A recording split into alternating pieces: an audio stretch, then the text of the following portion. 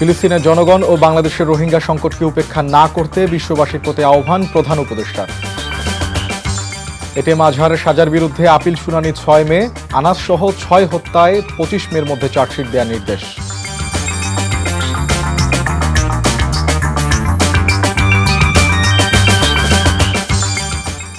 আসসালামু আলাইকুম, মোর্শেদ শোভন স্বাগত জানাচ্ছি এনটিভির দুপুরের খবরে।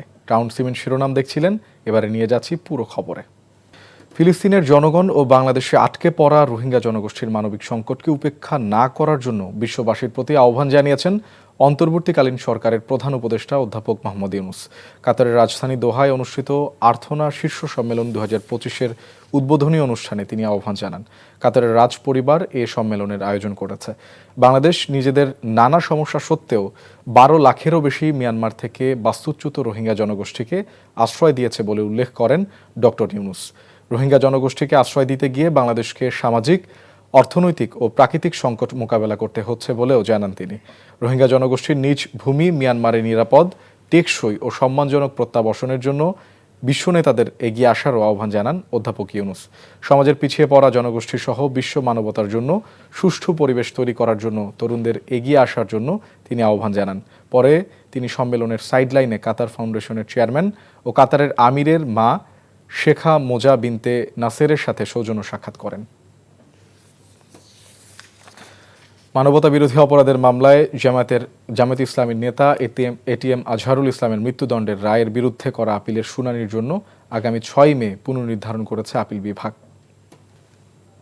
প্রধান বিচারপতি ইচ্ছা প্রকাশ করেছেন যে এই মামলার গুরুত্বের বিচারে এবং এই মামলার আইনি জটিল ব্যাখ্যা বিশ্লেষণের বিষয়ে এই মামলাটি আপিল বিভাগের পূর্ণাঙ্গ বেঞ্চে শুনানি হওয়া উচিত। এবং এখন যে বেঞ্চে মামলাটি শুনানি উঠেছিল সেখানে 4 সদস্যের বেঞ্চ ছিল, কিন্তু আপিল বিভাগে এখন বিচারক আছেন সব মিলে 7 জন।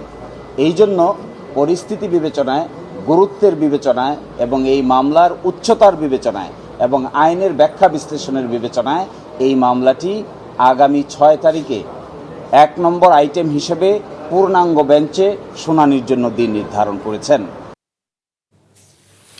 5 আগস্ট রাজধানীর চানখারপুলে শিক্ষার্থী শাহরিয়ার খান আনাস সহ 6 জনকে হত্যার ঘটনায় চার্জশিট দাখিলের জন্য 25 মে পর্যন্ত সময় দিয়েছে আন্তর্জাতিক অপরাধ ট্রাইব্যুনাল। এদিকে এই মামলায় আজ 4 আসামিকে আন্তর্জাতিক অপরাধ ট্রাইব্যুনালে হাজির করা হয়।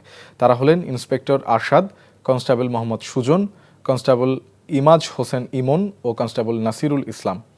গতকালই ওই হত্যাকাণ্ডের ঘটনায় চূড়ান্ত প্রতিবেদন তৈরির কথা জানায় ট্রাইব্যুনালের তদন্ত সংস্থা। প্রতিবেদনে সাবেক ডিএমপি কমিশনার হাবিবুর রহমান সহ 8 পুলিশ সদস্যকে আসামি করা হয়।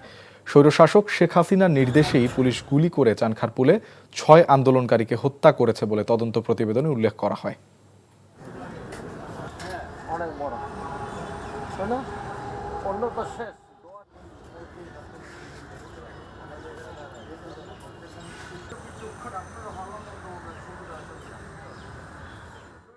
বিএনপির স্থায়ী কমিটির সদস্য সালাউদ্দিন আহমেদ বলেছেন, রাষ্ট্রপতি ও প্রধানমন্ত্রীর ক্ষমতার ভারসাম্য আনতে বিএনপি প্রতিশ্রুতিবদ্ধ। সংস্কার প্রশ্নে জাতীয় ঐকমত্য কমিশনের সাথে বিএনপির প্রথম দফায় 3য় দিনের বৈঠক চলাকালে দুপুরে গণমাধ্যমকে কথা জানান তিনি। সালাউদ্দিন বলেন, একই ব্যক্তির দলের প্রধানমন্ত্রী ও সংসদ নেতা হওয়ার বিষয়টি উন্মুক্ত রাখা উচিত বলে মনে করে বিএনপি। এছাড়া আজ বিচার বিভাগ, নির্বাচন ব্যবস্থা, জনপ্রশাসন ও দুদক নিয়ে বিএনপির আলোচনা হচ্ছে ঐকমত্য কমিশনে। সভার শুরুতে কমিশনের সহসভাপতি আলী রিয়াজ বলেন, 15টি দলের সাথে তাদের প্রাথমিক আলোচনা হয়েছে। মে মাসের 2য় সপ্তাহ থেকে দলগুলোর সাথে 2য় দফার আলোচনা শুরু হবে। এবং প্রধানমন্ত্রীর সাথে আলোচনা না করে স্বাধীনভাবে রাষ্ট্রপতি কি ফাংশন করতে পারবেন সেটা ডিটেইল করা থাকবে। সেটা অনেক বিষয়াদি থাকবে, এখন এই মুহূর্তে আমরা ডিসক্লোজ করছি না। সেটা ওনারা মোটামুটি অ্যাকসেপ্ট করেছেন বলে মনে হয়েছে। আর এখানে যাতে রাষ্ট্রের প্রধানমন্ত্রী এবং রাষ্ট্রপতির মধ্যে ক্ষমতার ভারসাম্য আনয়ন করা যায়, একটা ব্যালেন্সড গভর্নমেন্ট এবং রাষ্ট্র ব্যবস্থা যাতে কায়েম করা যায়, সেই বিষয়টা আমাদের অঙ্গীকার। আমরা প্রথম পর্যায়ের আলোচনায় বেশ কিছু বিষয়ে লক্ষ্য করেছি যে বাংলাদেশ জাতীয়তাবাদী দলের সঙ্গে আমাদের ঐকমত্য কমিশনের পক্ষ থেকে এবং সংশ্লিষ্ট কমিশনগুলোর পক্ষ থেকে যে সমস্ত সুপারিশ দেওয়া হয়েছে, বেশ কিছু বিষয়ে সামঞ্জস্য আছে, বেশ কিছু বিষয়ে মত ভিন্নতাও আছে। এই মত ভিন্নতাগুলোর ক্ষেত্রে ক্ষেত্র বিশেষে বাংলাদেশ জাতীয়তাবাদী দলের পক্ষ থেকে যেটা বলা হয়েছে, অনেকগুলো ক্ষেত্রে তারা নীতি নির্ধারকদের কাছে যাবেন, আলোচনা করবেন এবং পরবর্তী সময় আমাদেরকে জানাবেন।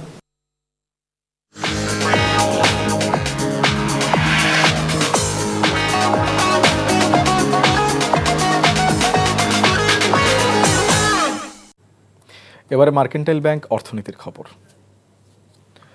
বিগত স্বৈরাচারী সরকারের মদতপুষ্ট একটি স্বার্থান্বেষী মহলকে খুশি করতে কতিপয় অসাধু কর্মকর্তা সময়োপযোগী ঢাকা মহানগর ইমারত নির্মাণ বিধিমালা 2008কে উপেক্ষা করে ড্যাপের নতুন নীতিমালা তৈরির কারণে আবাসন শিল্পে ধস নেমেছে বলে জানিয়েছে real estate and housing association of Bangladesh, REHAB. সকালে জাতীয় প্রেস ক্লাবে আবাসন শিল্প ও সংশ্লিষ্ট লিঙ্কেজ ইন্ডাস্ট্রির স্থবিরতা উত্তরণের লক্ষ্যে রিহাব আয়োজিত সংবাদ সম্মেলনে এ তথ্য জানান রিহাব সভাপতি মোহাম্মদ ওয়াহিদুজ্জামান। তিনি বলেন, ড্যাপের নতুন নীতিমালার কারণে বিল্ডিংয়ের উচ্চতা কমিয়ে দেওয়া হয়েছে, যার ফলে ভূমির মালিকরা ডেভেলপার কোম্পানিকে ভূমি দিচ্ছে না। নতুন কাজের সুযোগ তৈরি না হওয়ায় আবাসন শিল্পের সাথে জড়িত সংশ্লিষ্ট সব ইন্ডাস্ট্রির ক্ষতির সম্মুখীন হচ্ছে বলে জানান তারা। পাশাপাশি বেশিরভাগ কোম্পানি লোকবল ছাঁটাই করেছে, ফলে কর্মহীন হয়ে পড়েছে অনেক মানুষ। বৈষম্যমূলক ড্যাপের নতুন নীতিমালা পরিবর্তন করে অর্থনীতির গতিশীলতা বাড়ানোর জন্য ড্যাপের নীতিমালা সংশোধন করার দাবি জানানো হয় সংবাদ সম্মেলনে। সাংবাদিক দম্পতি সাগর রুনি হত্যা মামলার তদন্ত শেষ করতে আরও 6 মাস সময় দিয়েছে হাইকোর্ট। রাষ্ট্রপক্ষের সময় আবেদনের প্রেক্ষিতে আজ বিচারপতি ফাতেমা নজিব ও বিচারপতি শিকদার মাহমুদুর রাজির দ্বৈত বেঞ্চ এই আদেশ দেন। গত 23শে অক্টোবর হাইকোর্টের নির্দেশে সাংবাদিক দম্পতি সাগর সরোয়ার ও মেহেরুন রুনির হত্যার ঘটনায় করা মামলার তদন্তে পিবিআই প্রধানকে আহ্বায়ক করে 4 সদস্যের উচ্চ পর্যায়ের টাস্কফোর্স কমিটি গঠন করা হয়। তারা এখন তদন্ত করছে। শুনানিতে আজ রাষ্ট্রপক্ষ থেকে জানানো হয় 5ই আগস্টের পর এ মামলার কিছু নথিপত্র হারানো গেছে, যা পুনরায় সংগ্রহ করতে হবে। সবকিছু বিবেচনায় তদন্ত শেষ করতে 9 মাস সময় চান তারা। পরে আদালত 6 মাস সময় দেন।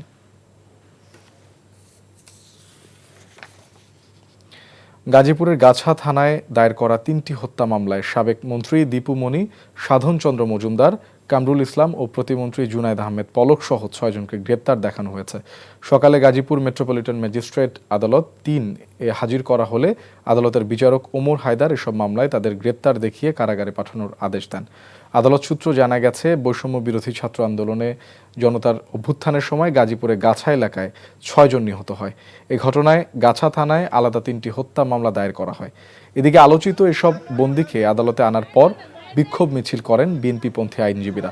এ সময় আসামিদের উপর ডিম নিক্ষেপ করেন তারা।